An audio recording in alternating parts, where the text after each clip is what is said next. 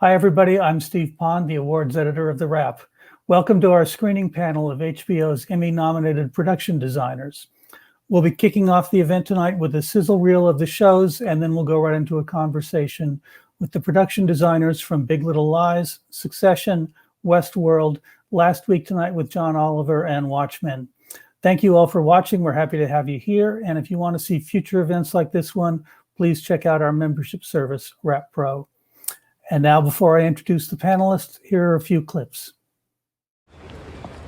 Hey, Bruna. Hey, Mary. Wow, did you sell weed? It smells like weed over here.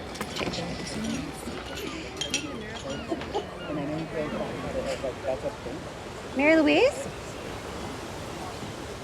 Hi. Hey. Madeline. Madeline, yes. So nice to see I'm you Celeste's again. friend, yes. How have you been? Good, good. The kids are good. How are you? I can't complain. Actually, I can. My son is dead. But Celeste tells me that you continue to be so helpful with her and the boys, and... She should just get a proper housekeeper. You're very short. Excuse me? I don't mean it in a negative way. Oh. Maybe I do. I find little people to be untrustworthy. My apologies. It's just that I pride myself on being a very good judge of character, but you have always presented such a difficult read. You know, you seem like a nice person, loving, but also you strike me as a wanter. Oh, a wanter. You know, there are people in life who content themselves with what they have, and then there are others who just want. I'm not a wanter. Oh, you don't have to take it personally. Anyway, I'm a wanter myself. You know what I want? I want Perry back. I want to know what happened that night, and I'm very tempted to ask you, but I doubt I would get the truth, would I? Your son lost his balance and he fell. Yes, that seems to be the company line, depending on whose company you keep. Mary Louise. Madeline and I were just talking. Thank you all for making it. We're going to be the #1 media conglomerate in the world. The key here is to act like a happy family. We're the Osmonds, and I'm Daddy fucking Warbucks, okay? Good, fine. Nobody here has any glaring substance abuse issues that almost brought down the company, right? How are things between you and your dad? Pretty good. He looks demented. Why is he so shiny? I always wanted one of you kids to take over. People would do well to remember there's going to be a new sheriff in town. Well, he asked me to run the company. I'm kidding. Am I? Hey, Shiv. Hey, Your sister's just in for the day. just to observe. Observe what? Can I suggest you look for some downtime? Dad, you okay? Maybe you should set. You're old. I do what I want. We are going after Pierce. Us trying to buy the most respected name in news? We're gonna fucking eat them up. Delicious. Let's bag this elephant. Let's bone this turkey. Welcome to our funny little house. You have an interesting family. I have an offer. Watching you people melt down is the most deeply satisfying activity on planet Earth. We aim to please. Everybody, stay in your lane. Stop! Security! Back off! This is executive level business. We're coming up to the finishing line. Cut the horse shit, know your role. And remember, money wins. Here's to us.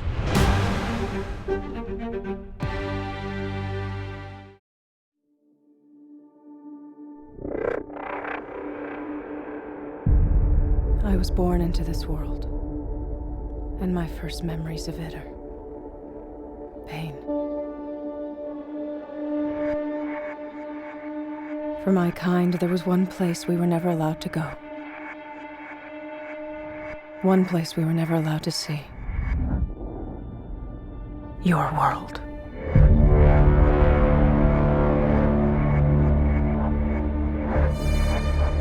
Who are you, Dolores? You and I are a lot alike. They put you in a cage, decided what your life would be. They did the same thing to me. But you've been watching me. Not me, but someone. Something has. Who is it that we're going after?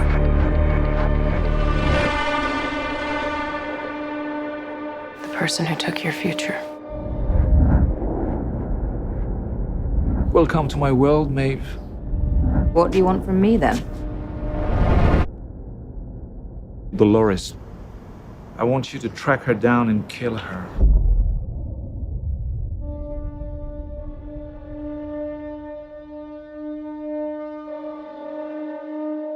Welcome to the end of the game.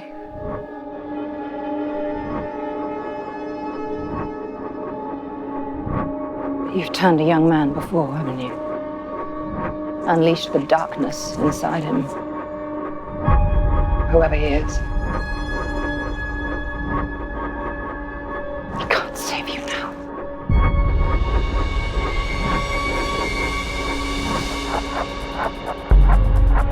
Am I the bad guy?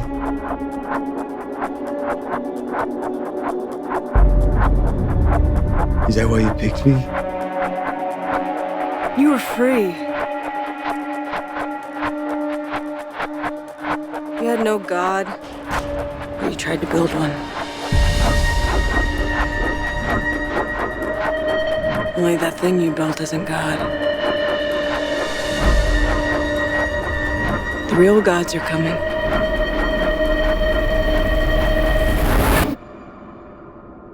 And they're very angry.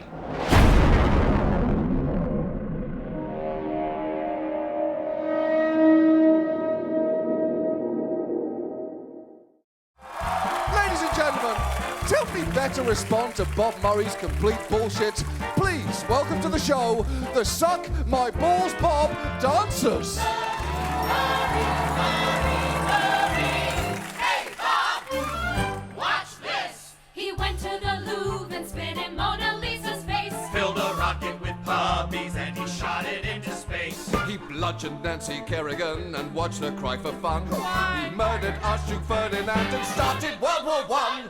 That's right, if we discuss Bob Murray in a way no reasonable person could construe as factual, we can say whatever the fuck we like. So come on everyone, let's head to the streets! Subject disconnected. Subject disconnected. Subject disconnected. Subject disconnected. Subject disconnected. Subject disconnected. Subject disconnected. Subject disconnected.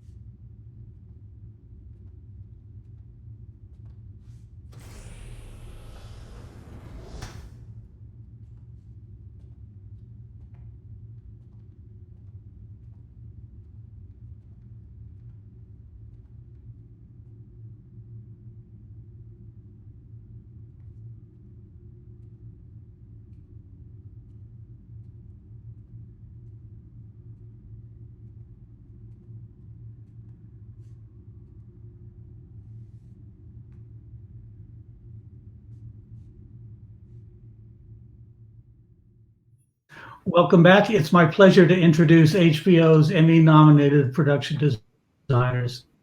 From Big Little Lies, Paino. From Succession, Stephen Carter. From Westworld, Howard Cummings. From Last Week Tonight with John Oliver, Eric Morrell. And from Watchmen, Kristian Milsted. Welcome, everybody, and congratulations on your nominations. I noticed everybody here was nominated for a single episode of their show, except John, who was nominated for 3 episodes of Big Little Lies. And So let me just ask a procedural question to start. How do you decide when you're submitting to the Emmys whether to submit, 3 episodes or 1 episode? Well, the show, because it's the second season, there's bits and pieces of some new stuff and old stuff and rework things. It was difficult. So that's why I didn't know I did 3. I thought I did 2. But, okay. Right. I don't know. The nomination list lists 3 different shows. Yeah, some of our locations had new sets built into them. So it was a real homage of stuff. Mm-hmm. Right. For the other guys, was it? How do you pick the one if you're only nominating a single show? Well, I'll jump. Mine was easy because my boss was the director. So that made it a little simpler. But also, the way the thing is set up is that you have a certain percentage of new that you have to reach. And once you reach that, that's it. And so this season of Westworld was almost all entirely a reboot, and every set was new, except there was only episode 2 is the only episode that really had a repeat of any of the sets from the previous season. So I immediately hit my mark on episode 1. So that's that, and I like that episode. There you go. Yeah. Well, I'd like to go through the whole panel one by one, and let's just hear a bit about what challenges you faced in designing these past seasons, and really what was the biggest challenge for each of you this season, and specifically for the episodes that you were nominated for.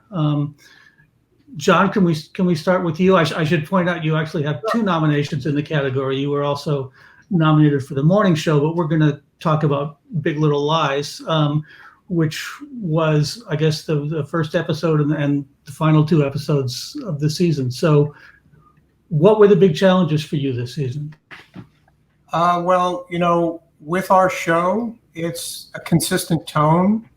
We, we do a lot of stuff in LA for Monterey, and we do a lot of bits and pieces in Monterey and LA. And the challenge always with our show is just making sure that everything feels like it's in the same place, and also it has the same mood and tone and atmosphere which we established the first season.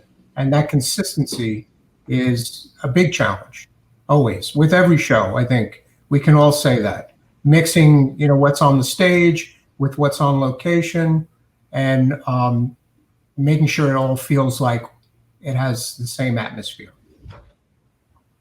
Mm-hmm. Right.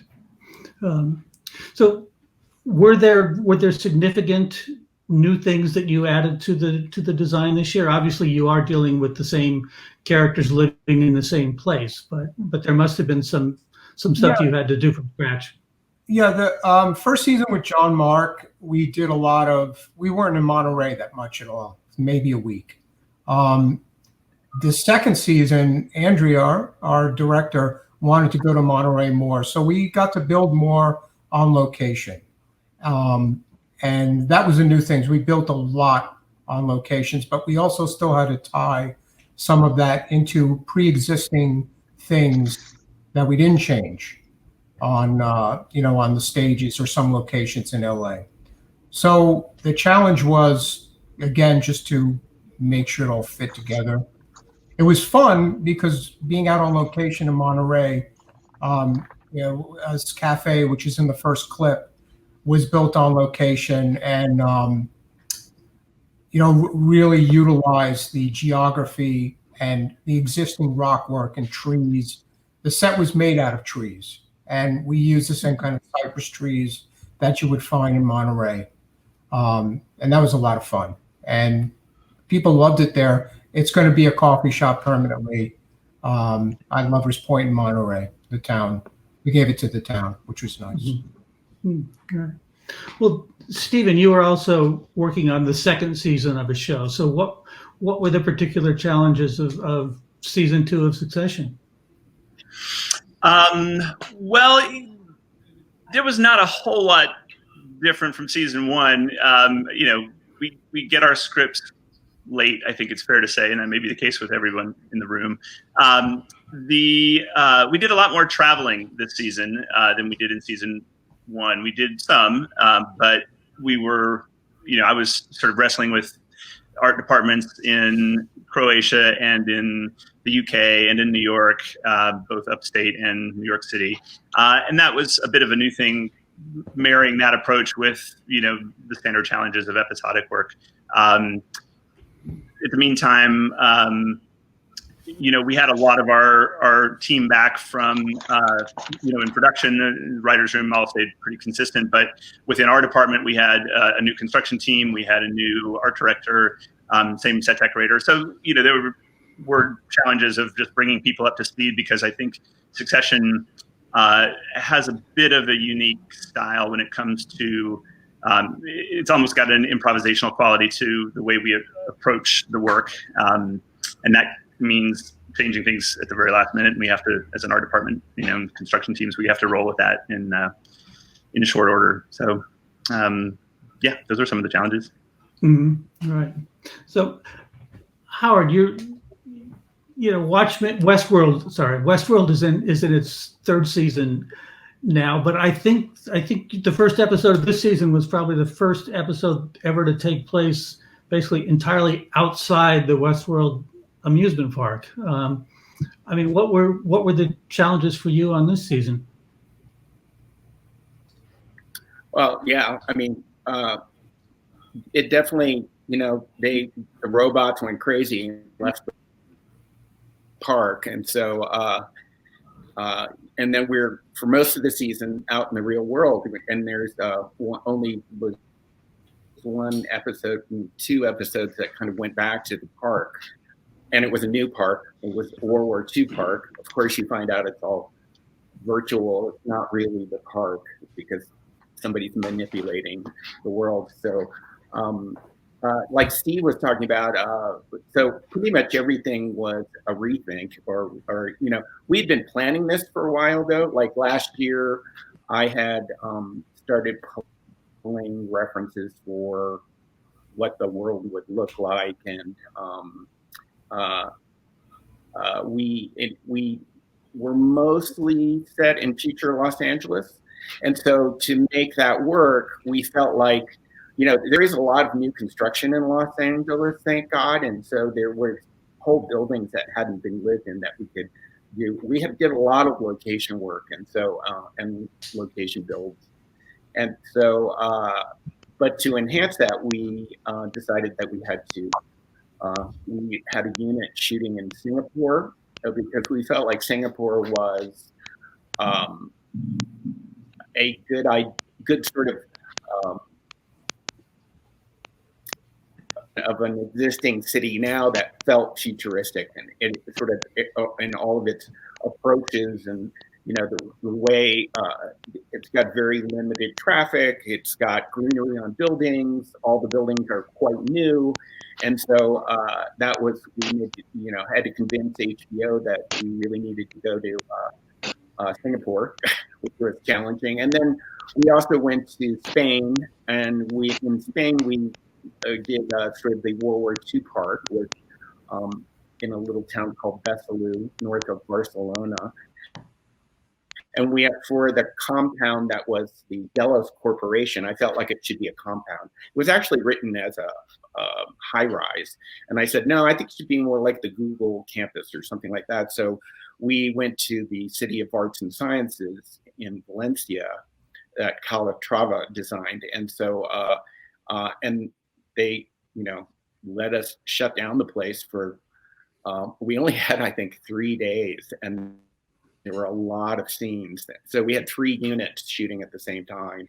And I think I had 6 directors at that point too. And same in Singapore. And it was really a fun experience going on the scout band with 6 directors. And then you get to the location and they all run as they can to try to figure out the cool spots. And then there would be a refereeing going on of who do what where. but it was thank God we got to do it, because it really did open up things, and it really was a way of integrating elements that the visual effects could actually use to build, what the city looked like. So when you see like there's flyovers, we had this kind of AirPod thing that flew around, and that's a combination of Singapore, LA, and also we had this great. We had an advisor, a futuristic advisor, and it's an architect, a Danish architect, Bjarke Ingels.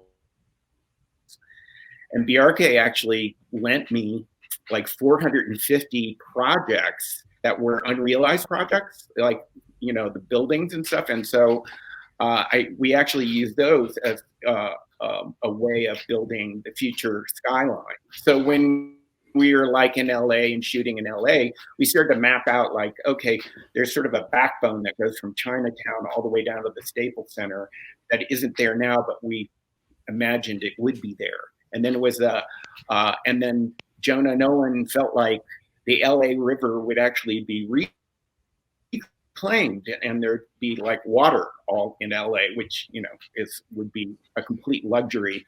And so and that's how we integrated. There's water scenes in Singapore that we integrated into that. So we actually made a map of future LA. It was really fun to do, and also challenging. But the best way to do it I felt, was to support everything by using the locations. We had a great location manager, Mandy Dillon, who's amazing. So thank God. And I had the benefit of a lot of people at Westworld are foolish enough to come back every season. So I had actually kind of the same design and decorating and construction. And that's a huge advantage, and when you're doing something new, especially because there is a way of each show. I think each one of us has a way of, the show kind of dictates, like Steve was saying, there's a certain method that you have to work, and it doesn't matter where you are, kind of the show dictates how to do that. So it was a great advantage for me to have all those people back. Yeah. So Kristian, you were nominated for Watchmen, which also dealt with several different directors, but it's the range of the show is sort of nuts, because it goes from Tulsa in the 1920s to an alternate version of Vietnam in the 70s to a alternate reality to a moon of Jupiter. I mean, can you single out particular challenges to that? Well, I had a fantastic job. I came on after the pilot episode had already been shot. So Mark Worthington did a great job designing the pilot episode, but we did reshoot a lot of the pilot episode. So it was we kept all of what Mark had done with the 1921 Tulsa riot scene, and then we built a new precinct and a new modern day Greenwood. And also it was introduced into the pilot episode after it was shot the first time, to have this the Nixonville as well. So that was the first 3 big set pieces that I was asked to design, and we had quite a short amount of time to get a grip on the show. We tried to stay clear, to stay true to the color palette of the graphic novel as much as we could. We tried to give different palettes to each different part of the story, so that the police would have a palette, the Greenwood, modern day Greenwood, would have a palette, and including the Abar family, and then so the people on the other side of the track, so to speak, that kind of would have the cavalry. So it was like a big kind of world building exercise that was going to happen in a very short amount of time. But it had an amazing team, amazing directors, and obviously showrunners, and so it was a great experience. I think probably just the amount of new stuff that kept coming episode after episode. So you finish episode 2 and 3, and then with the nature of Watchmen, it was that basically episode 5, I believe, was the original story of the Looking Glass. So he had his whole backstory of what he experienced in '85 in New York. We couldn't travel, so we had to shoot everything in Georgia. Episode 6 was the black and white episode that was meant to happen mostly in New York, and episode 7, which I picked for the nomination together with episode 1.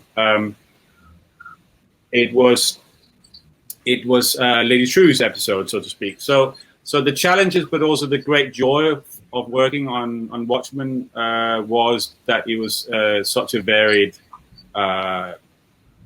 job. Every new episode brought something completely new, and that was both the challenge and the joy.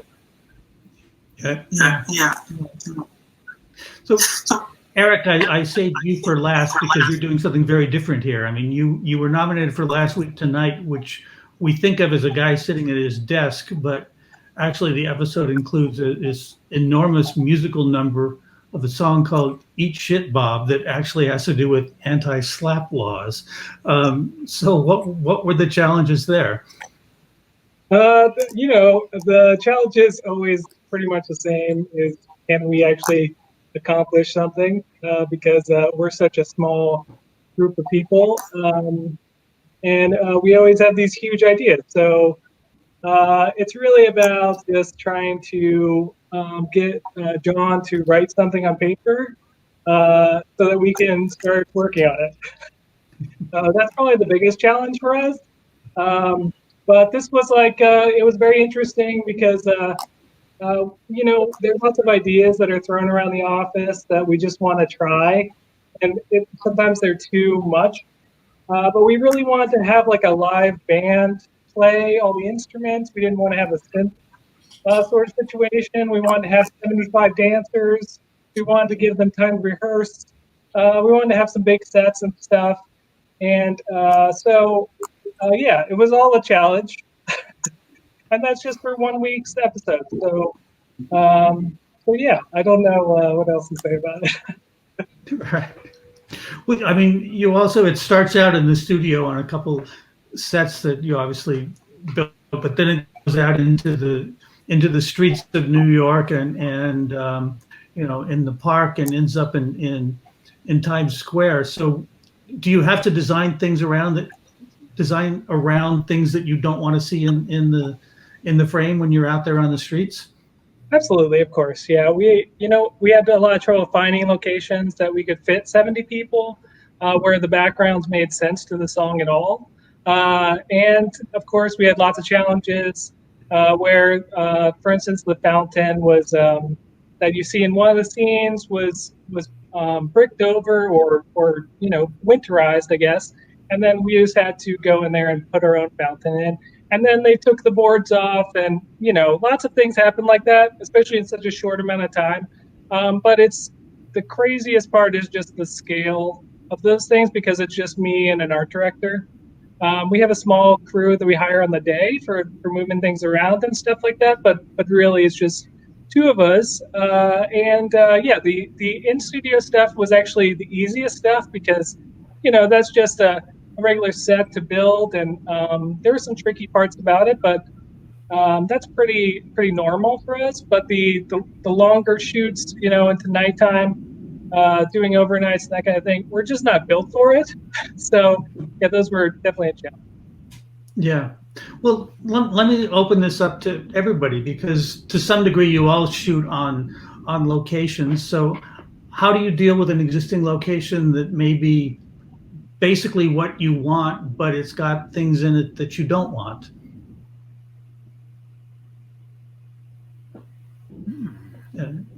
Anybody who wants to chime in? Yeah. I'll jump in on this one because the final episode of season 2 for Succession largely takes place on a billionaire level yacht. And for those who haven't seen it, we spent the better part of season 1 chasing after such a yacht, only to realize how difficult they are to come by. And of course, with the finishes on board, nobody wants any, gear around that's going to scratch any bit of the finished work. So it wasn't until season 2, last episode, that we actually got our hands on one. And I had about an hour to see it for the first of 2 times when we were shooting in Scotland, and it was in port in London. It had just been re-outfitted and was traveling to Cannes, I think. But we heard it was going to be in London for an evening, and we flew down and got an hour to walk around on it. And I was just making notes the whole time of like, yeah, this is all be fabulous, but this has got to go, this has got to go, this has got to go. And went with that information back to New York eventually and sort of said, okay, team, we need to come up with a kit of tricks to send to the engineers of the boat so that they can test them before we get there and sign off that, yes, these will not affect their gold leaf or their backlit purple quartz walls or whatever that, were the things that I found rather inappropriate. So we did that, and we pulled together a bunch of really, old school theatrical tricks, include, beauty is only skin deep. So there were a lot of skin deep services that we mailed to Venice, which is where the boat was next going to be for a while, and got another couple of hours to talk through things with the crew, and they were fine with the samples we'd sent. So, the other issue was, of course, the personnel count on a boat like that is very controlled, and we had to have, a strategic minimal strike force of a team to go in and actually do these changes. But the other day I had to pull some clips, and I was looking through that episode again, and I was really pleasantly surprised with how many of the changes that we, fought for actually are in a lot of close-up footage that would have been really unfortunate had we not been able to do what we did. Mm-hmm. Right. John, Howard, Kristian. Yachts are a night. John or Howard or Kristian, do you have any thoughts on how to deal with the location that's, sort of right, but not all the way there? On Big Little Lies, we have the luxury of beautiful locations. But what I find is when we're shooting, adding practical lighting can change a location drastically, and we do a lot of that. We will build some scenery to get it to where we want it to be, but it's really important to make that what I call active, which is to get some practical lighting in there or do something for the camera, which I think helps a lot.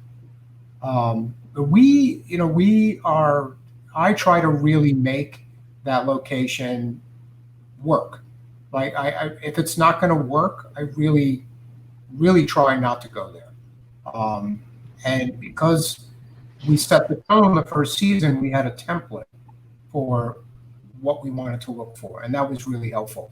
But I think, putting things in, we do a lot of signage, all the usual stuff. But I really try, if I'm going to add something, I want to add something that I call active for camera, some movement or some lighting to make it work. Especially since our show is shot with very little, film lighting. So that would be my 2 cents on yeah. That's a good point.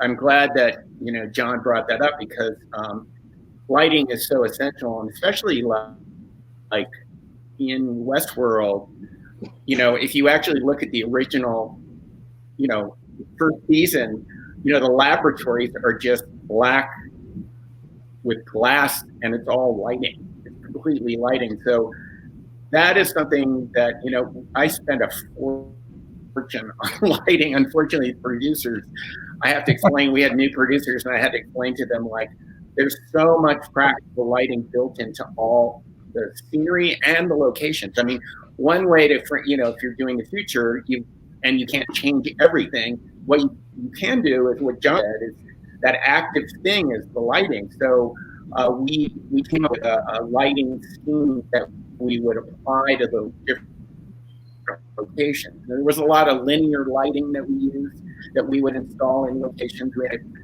big practicals that would do all this, and every, any of the vehicles and stuff, the lighting was like really very important, and it was always something I had to explain to everybody, like, why the lighting in the ambulance cost $5,000. It's like, because it was lighting the scene as well. That's critical. I mean, we were running around LA and Singapore and closing down streets and pedestrianizing them, and we had this kit of like planters and road coverings and huge greens department, and we'd only get like a few hours. No one's interested in closing down these streets, and we'd only get a few hours. So whatever it had to be had to like roll in and roll out. But that also included a lot of lighting. Fortunately, the lighting stuff I could do ahead of time because it didn't involve closing down the streets. But we would do lots of LED emissive screens for advertising or for light sources. Because like John said, that I think key to the design, and I think happening more and more, with production designers, is they have to know a lot about lighting now. It's integral into the look, and it definitely, in my end, that it's like one of the big components. Mm-hmm. I would just add to that I am experiencing exactly the same things that John and Howard are talking about. In the old days, your art director would have to go up to the producers to show them the drawings, and they'd point out some piece of molding and say, make it smaller. And then you'd turn and look in the alley, and there'd be like piles of lighting equipment that nobody was ever questioning. But these days, more and more, the lighting gets integrated into the sets. And in our case, where we're shooting often 3 cameras and we're shooting on 35 millimeter film, we are looking in every direction. So you can't just put a practical somewhere, from off the truck. It's all got to be worked in. And going back to your location point earlier, one of our key locations, the offices, the executive offices of Waystar Royco, we couldn't find any stage remotely big enough in New York to build the set that we all sort of imagined in season 1. So we ended up, after some back and forth, building it into a raw floor at 7 World Trade Center. But one of the things we were most excited about was the fact that we were going to have these amazing views of real New York City, which was perfect for our show's feeling. But it also meant sacrificing an awful lot of control over the lighting that we were given by weather and slow shooting days and everything else. So it was critical for us to be able to design in lighting that was essentially completely flexible LED pieces that we made that could color correct and dim, throughout the entire office, so that, if the lighting changed throughout the course of a scene, they could just redial things pretty quickly and keep going. So lighting is huge. Yeah, I think too, it's important to make sure that it, it fits into the scenery of the location. On my shows now, we have a separate lighting department. It's not a department. We have our own guys and gals to make sure there's no zip cord hanging from a coffered ceiling, because we're shooting everything. It's like a film now, right? So we're seeing everything, the attention to detail. We're using, EMT. We're gonna make sure that it works into the location and augments it, but it looks natural, not stooged from last second to light something. I feel like a couple of these shows, Watchmen and Westworld, some of what we see on screen may actually be happening. Some of what we see on screen is, could be a hallucination of a character or a dream sequence. And I'm wondering, Kristian and Howard, does that change the way you design when you're designing for something that, that might just be in somebody's head? Kristian? Yeah, on the episode 6, that was the black and white episode, was meant to happen in New York, and we shot it in Macon, Georgia, which is doesn't look anything like New York, but it actually has the footprint of a great city, it just doesn't have the height. So we carefully storyboarded it, and we did our shop fronts physically, and then whatever we couldn't do physically, which was too big, we would design the rest of the building and give it to the VFX department. So in that episode, there are hallucinations that we then obviously will shoot a plate of the action, and then shoot extra plates of whatever might go into that shot. So it does become complicated because, as we all know, time, especially shooting at night, as many of these scenes were, it becomes a time issue. I think it's very interesting listening to you the other guys about how lighting is such a big part of what we do, and I found the sparks, as we call them over here, but the light, the lighting technicians were amazing in Atlanta and in Georgia, and I think we did come across challenges when you had to, especially when you go from day to night, because then it's literally two different lighting setups, and it's the shop fronts, it's the advertising, it's the street lighting themselves. So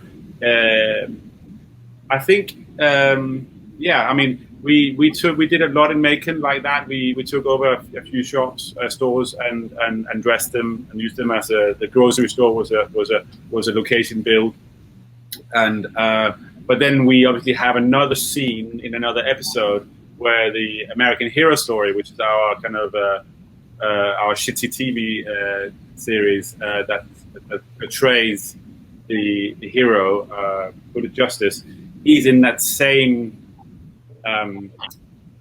general store, but it needs to be different because it's now the world of fiction. So we worked a lot of kind of different layers of what is actually a memory, what is a fictional world, and what is our real world. And it became quite complicated very quickly, but it's kind of, for me, it's the kind of stuff that you dream. Every show has some kind of element of that, because you really get to push yourself and your team to the max. So I think it was a challenge, but it was a fun one. Yeah. Howard, on Westworld, are there things that you do as a designer to help get across the idea that maybe we can't trust everything we're seeing? Well, it's like, who knows what's real or not in Westworld? It's a lot of times, actually, while we're shooting, we don't have all the scripts, but it's like, who, is this person like dead or are they really a robot or a replacement? And are the world we're in, is it virtual or not virtual? And sometimes we actually don't know. One good thing about having people like a team that comes back, you actually start to intuit what it is. So everybody kind of naturally moves forward in a direction because you get a sense about where it's going. But I was standing in a Frank Lloyd Wright house, La Miniatura. It's in Pasadena that we were fortunate enough to shoot in. And because it was on the market, and we kind of zoomed in right when it became on the market, because they rarely can do that. It's like, talk about like, it's the same as shooting on a yacht. It's the same problem. So about sensitivity, but I was standing there with the decorator, Julie Ochmikian, and there was one of the host making machines, which is kind of this tank thing where they dip the people in milk or come out of the thing that looks like milk. And she goes, she's standing there and she goes, I don't understand why this is here. And I told her, because a lot of times I know what's going on because I've been given some, I've been hearing enough history to know where things are going, even though I'm not told directly. And so I said, well, that's not Hale, that's Dolores.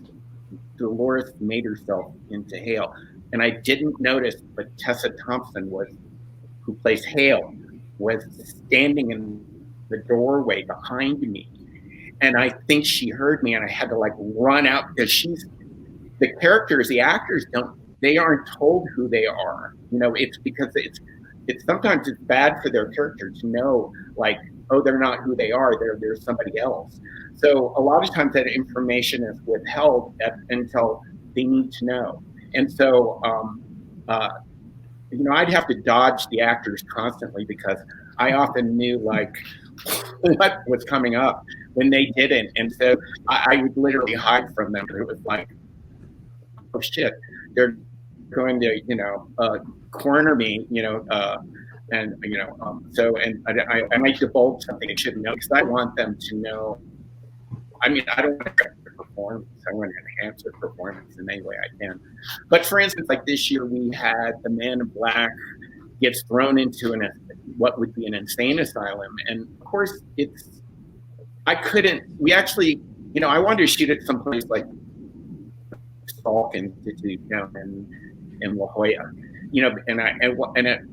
and for a while they were kind of letting us think we were going to shoot there, and then the cost came in, and it actually was cheaper for me to build the whole thing, and we kind of built it over Christmas break. Of course, the art department didn't have a Christmas break, but so we just kept building, and it was great because I can control it more, and it was kind of important because it was also psychological, everything. So I wanted it to feel like a Clockwork Orange, and sort of a torturing in a Clockwork Orange when you kind of torture him, and it's kind of got this all white thing going on, and so I was directly, because Westworld, we reference every movie we can. Like last year I got to do, Kurosawa, which is cool. It's really fun. So part of it, the whole park, the Western Park, is all based on Western, and it has a filmic quality. So everything we approach already has that sort of kind of altered reality anyway, because it's all referencing. World War II was, Marlene Dietrich singing in an underground vaulted, tavern and stuff like that. So we would pull references from movies like that. I mean, I'd have the real thing. We'd have we had a great researcher named Morrell, Sandoval, who would pull all the real research, but then we'd pull all the movie research, and then we try to enhance the lighting again, kind of like key lighting in a movie. In those movies, there's movies from the 40s all were about key lighting, and so we'd actually design around it that way too. Mm-hmm. So. All right. Well, speaking of drawing your inspiration from films, let me go to Eric. I mean, were there certain musical numbers? Were there certain sequences in films that you were drawing from when you came up with this grandiose Eat Shit Bob production number? Oh yeah, we were looking at a lot of 20s, a lot of 30s, 20s, especially all the black and white stuff. We thought it would be funny to do something that's really classic and just very straightforward, very classy, and then put horrible things in front of that. And we also knew we want to embrace the fact that these dancers were really just sort of set pieces that we were going to move around and make shapes out of and that kind of thing. So we were looking at a lot of that kind of thing. And I'd been to Vegas once, and I thought, we just need to get more Vegas in there. And so, we just kept adding lights. Anytime there was a scene that could add some little sparkles, that's so that was our main source was the 20s musical and a little bit of the 30s, I guess. Right. I mean, I would think when you look at the lyrics to that song or whatever, I mean, it doesn't spell out, this should be on a lighted staircase and this should be in front. I mean, was that something that you sat down and worked through with John? Well, I'm always trying to figure out, because we have such a limited space in that stage, the whole stage is not very large. So our sort of performance area is only about 40 by 60 feet wide.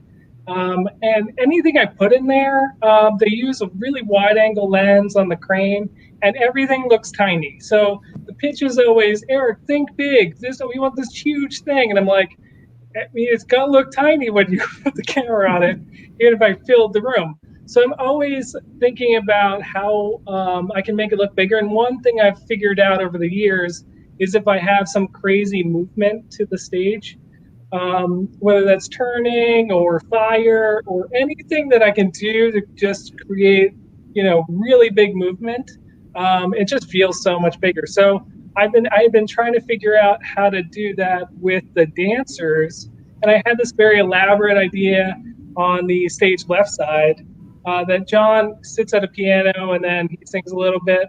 And I wanted to build this whole thing, this big Art Deco thing over there. And they were like, Eric, we're going to be there for like 10 seconds. Like, it's not worth the time. So I kept pushing forward and pushing forward. It became sort of a pseudo thing over there. And I was like, okay, I used the turntable already. What do I got to use over here? And it came to me one day.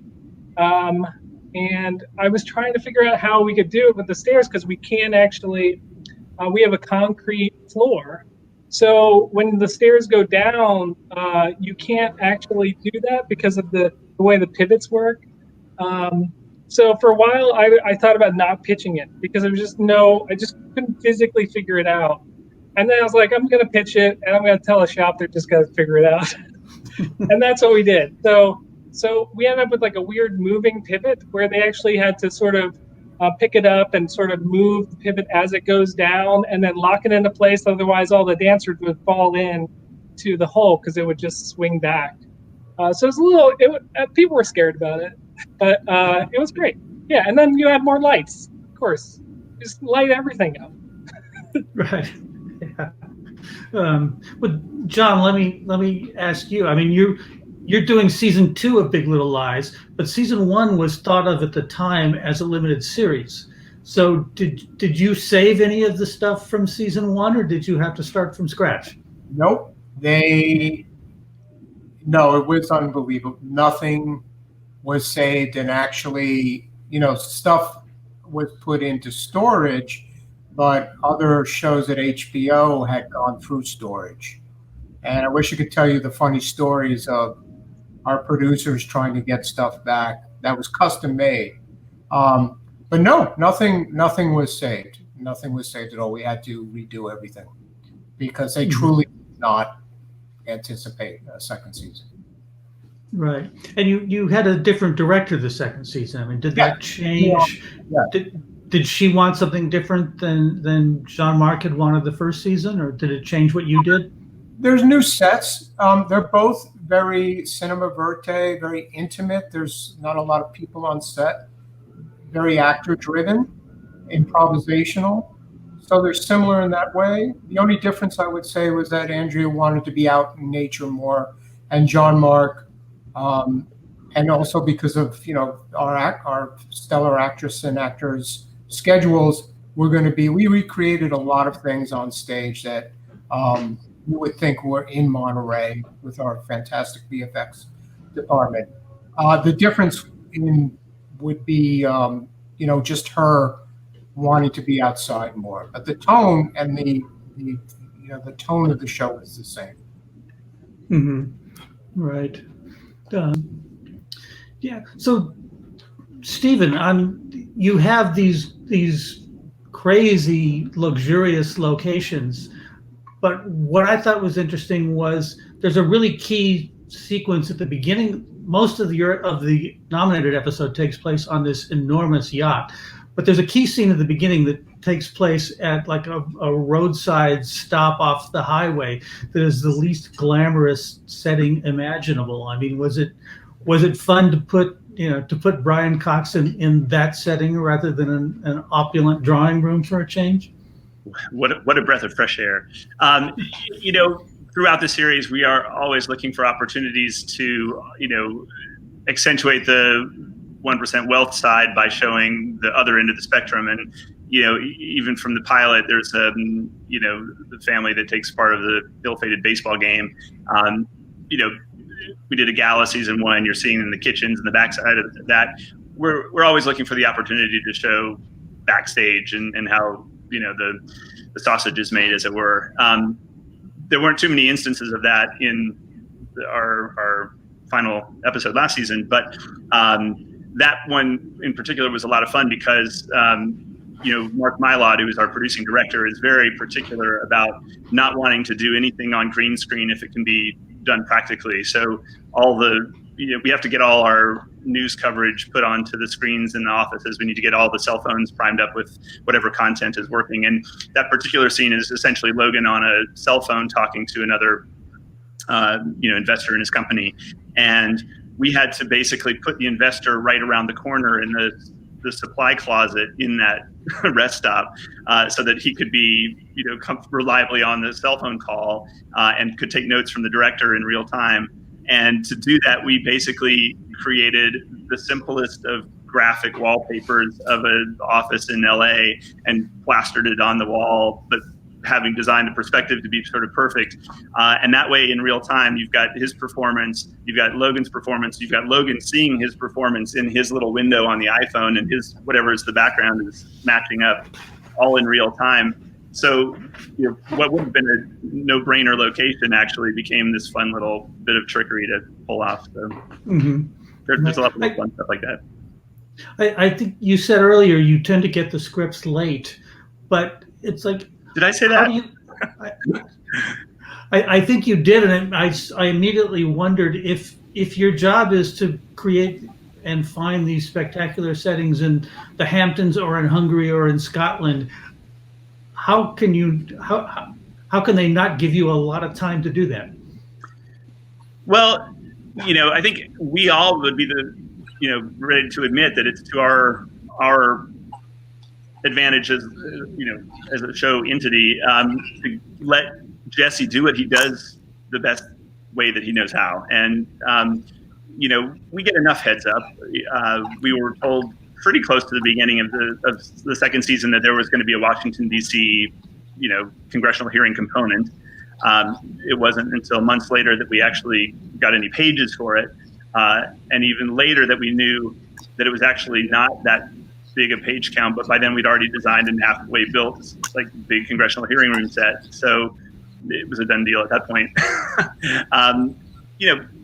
No one wants us to fail, and no one's setting us up to have to pull something substandard out of our back pockets. But that said, Jesse reserves the right to change his mind at any time, and the rest of us roll with that. And I think actually it's probably fresher as a result. Yeah. Right. Well, let me go to Kristian. There are so many different settings and really different worlds in Watchmen. How do you make it feel like it's part of the same universe? Are there things, commonalities that you look for? It's a really good question. It's a lot of picture research first that I like to do to make sure that each chapter, so to speak, has a strong look, and work very closely with directors and DPs on each of those episodes to make sure that people stick to those rules. You can, with Watchmen, there were so many different storylines and timelines that if you're not careful and keep it kind of a tight leash on all, especially colors, in my experience, then you get a bit of a confused look, and I think so.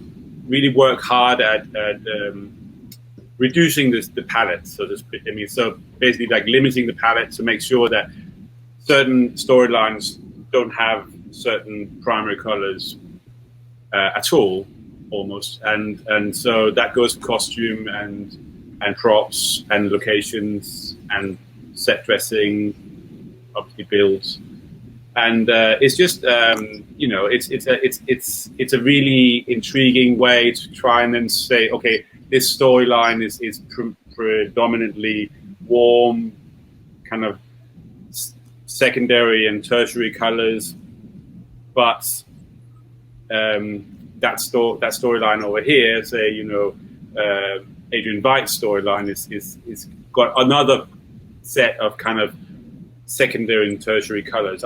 In my experience, if you use too many primary colors, people really, their signal colors, they really resonate with people's memory, and so if you jump from one storyline that is very strongly colorized to another one, it will kind of glitch a little bit. But if you keep away from the primary colors, and so obviously in Watchmen we had one very kind of dominant color, which was the yellow, which is from the original graphic novel was the smiley badge, and we took that and made it into it was not a design decision. It was in the script, and it was the yellow masks for the Tulsa PD. So it's just a lot of work. I mean, I don't think there's any real kind of magic trick to it. It's just you need to put them up against each other. All the everything you want to do. You need to camera test the colors that you paint your sets in.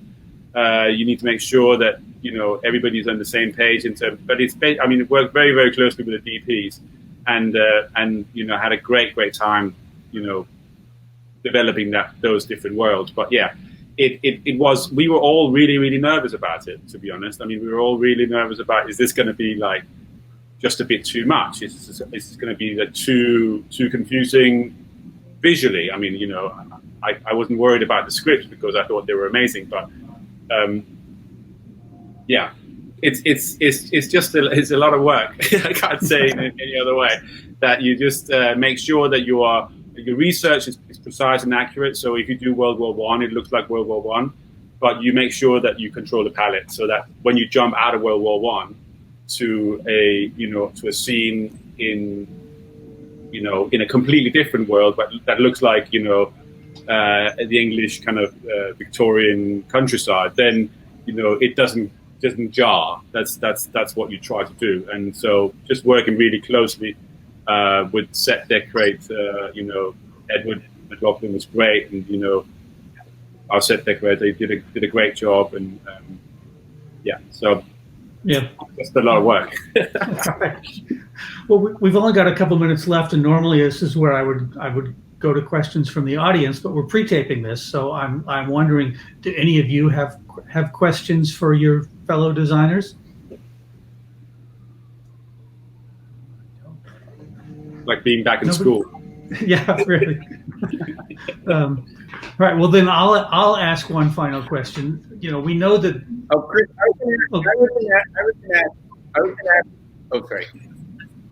was going to ask Kristian how much the graphic novel influenced what he did, because I have a lot of friends who started Watchmen, and I had read an early script, and I wasn't as familiar with that graphic novel, and I had to go and look at it all. Was pretty impressed by it all. I just want to know how much of that you took into consideration. I think I caught most of that question, Howard. Thank you.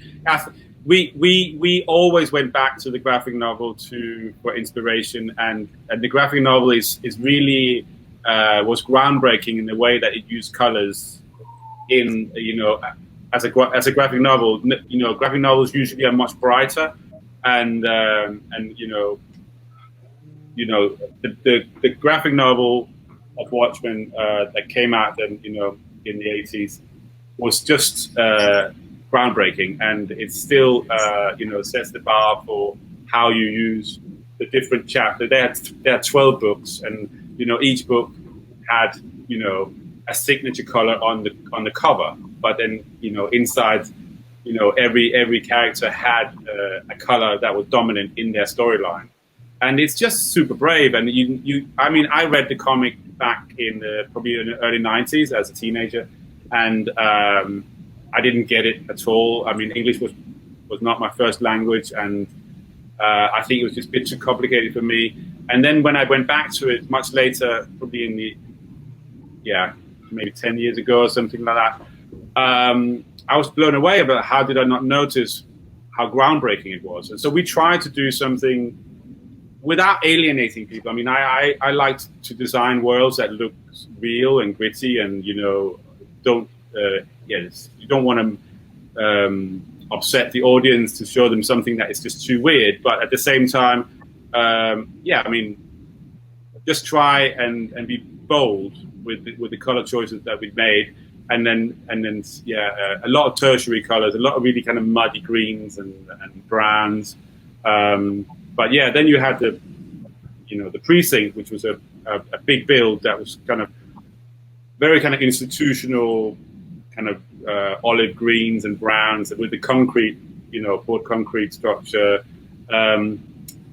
It was I mean, it was such a great experience that I just don't really I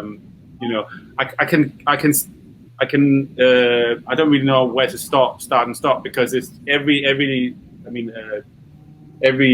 chapter, every episode was a separate color palette, and so we tried really hard to kind of to limit it, so you don't go from bright to bright.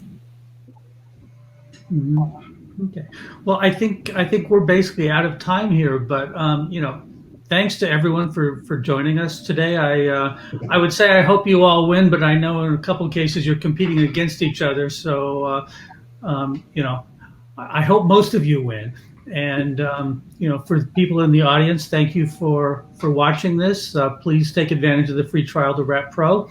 And thanks everybody for joining us and for a fascinating conversation. Thank you. Great to meet all of you, by the way. Cheers. Thanks. Thank you. Bye.